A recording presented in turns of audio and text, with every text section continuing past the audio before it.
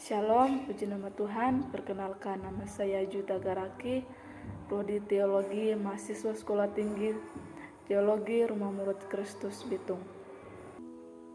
Puji nama Tuhan, pada kesempatan kali ini saya akan menjelaskan atau menceritakan kisah Alkitab dari penciptaan sampai kepada kisah Yesus.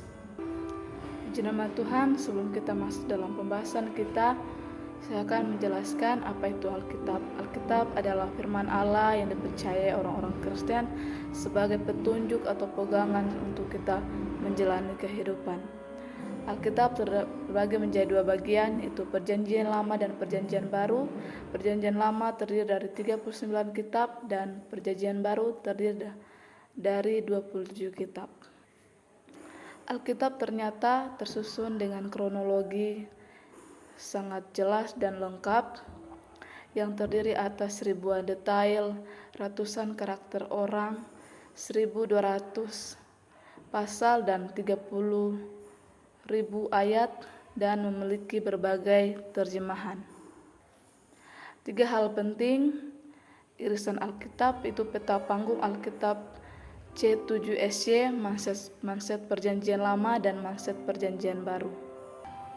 Adapun irisan Alkitab yaitu cerita lama dan cerita baru. Adapun peta panggung 6 kumpulan air 10 daerah lokasi jarak relatif dalam masa sebelum Abraham yaitu penciptaan. Pada masa sebelum Abraham adapun pria dan wanita pertama yaitu Adam dan Hawa. Adapun Injil pertama, dosa pertama itu yang dilakukan oleh Adam dan Hawa memakan buah terlarang yang dilarang Tuhan di Taman Eden. Adapun pembunuhan pertama yaitu pembunuhan Kain terhadap adiknya itu Habel. Kita masuk dalam 4 tokoh. Tokoh yang pertama ialah Abraham. Abraham dipanggil Tuhan. Ia adalah bapa orang percaya yang sangat setia di hadapan Tuhan tentang dirinya dengan Allah, yaitu janji Allah kepadanya untuk memberikan tanah kepadanya serta keturunan kepada Abraham. Tokoh yang kedua ialah Yusuf. Kita tahu bersama bahwa Yusuf adalah anak yang disayangi oleh ayahnya dan ia dibenci oleh semua saudara-saudaranya. Begitu banyak pencobaan yang ia alami selama ia sebelum memerintah bagi bangsa Israel. Dalam ia memerintah bangsa Israel, adanya perbudakan yang terjadi. Dalam perbudakan tersebut, Yusuf menolong orang-orang pada masa perbudakan saat itu dan menolong saudara-saudaranya.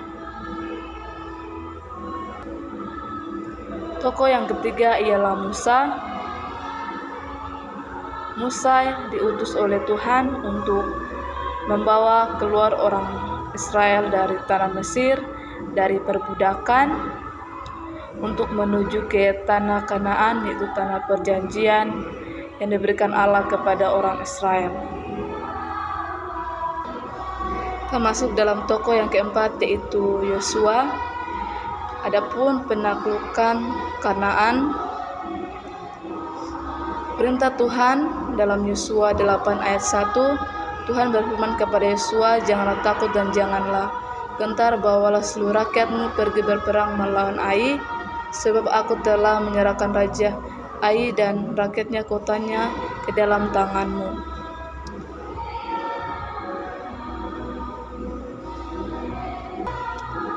Tentang Yosua, Tuhan mengutus Yosua untuk menaklukkan Kanaan, untuk merebut Ai, dan saat itu mereka akan membagikan pembagian tanah yang disampaikan oleh Tuhan. Kita bisa lihat dalam Yosua 13 ayat 21. Kita masuk dalam 3 komunitas, yaitu komunitas yang pertama ialah anarki, kerajaan, dan pembuangan. Kita tahu bersama bahwa anarki adalah masa bangsa Israel mengalami penindasan dari bangsa Midian selama 7 tahun. Dalam Hakim-Hakim 6 ayat 1, Tuhan mengirimkan malaikat kepada Gideon, seorang petani yang rendah hati, untuk membebaskan bangsa Israel dari penindasan Midian. Kita tahu bersama bahwa dalam anarki, bangsa Israel mengalami penindasan dari bangsa Midian selama 7 tahun, namun Tuhan mengutus hamba-hambanya atau tersebut bahwa hakim-hakim yang diutus Allah untuk membebaskan bangsa Israel dari penindasan bangsa Midian. Adapun kerajaan, kita tahu bersama bahwa kerajaan yang dimaksud ialah kerajaan Israel. Kerajaan Israel dipimpin pertama oleh Raja Saul. Dalam 1 Samuel 9 ayat 31, Saul, seorang pemuda dari suku Benyamin, diangkat menjadi raja pertama bangsa Israel. Raja yang kedua ialah Daud. Dalam 2 Samuel 1 ayat 24, Daud, seorang gembala muda yang pemberani, muncul sebagai penerus Saul. Ia terkenal karena mengalahkan raksasa, yaitu kita bersama bahwa itu ialah Goliat. Raja yang ketiga ialah Salomo.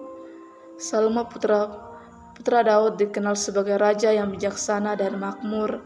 Ia membangun Bait Allah di Yerusalem yang menjadi pusat keagamaan bagi bangsa Israel. Adapun masa senyap, yaitu masa di mana Allah tidak berfirman. Banyak orang bertanya-tanya bahwa pada masa senyap apakah Allah tidak berfirman? Tentu saja itu adalah Allah mempersiapkan untuk kedatangan penebus, yaitu Yesus Kristus.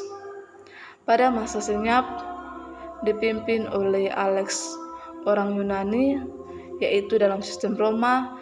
Berbagai sistem yang dirubah oleh Alex, orang Yunani. Kita tahu bersama bahwa dia yang memimpin bangsa Roma pada masa senyap. Kita masuk dalam kisah yang terakhir, yaitu kisah Yesus. Adapun hidup, salib, gereja, kitab Injil, kisah Rasul, surat-surat sampai kepada Wahyu. Kita tahu bersama bahwa kehidupan Yesus dari kelahirannya, kehidupannya, kematian Yesus, dalam pelayanannya, ketika ia hidup, ketika Yesus dilahirkan, ia besar dan menjadi seorang pelayan. Ia melayani di berbagai-bagai tempat di muka bumi ini, menyampaikan firman kepada orang-orang, menginjil orang-orang, menyembuhkan orang-orang, sampai pada kematiannya di kayu salib untuk menyelamatkan setiap orang-orang yang percaya kepada Tuhan. Itulah yang menjadi penggenapan Yesus Kristus untuk umat manusia, dari kisah kelahirannya sampai kematiannya, membuktikan bahwa Tuhan Yesus setia kepada setiap umat orang percaya. Terima kasih. Inilah kisah dari penciptaan sampai kepada Yesus. Terima kasih. Shalom.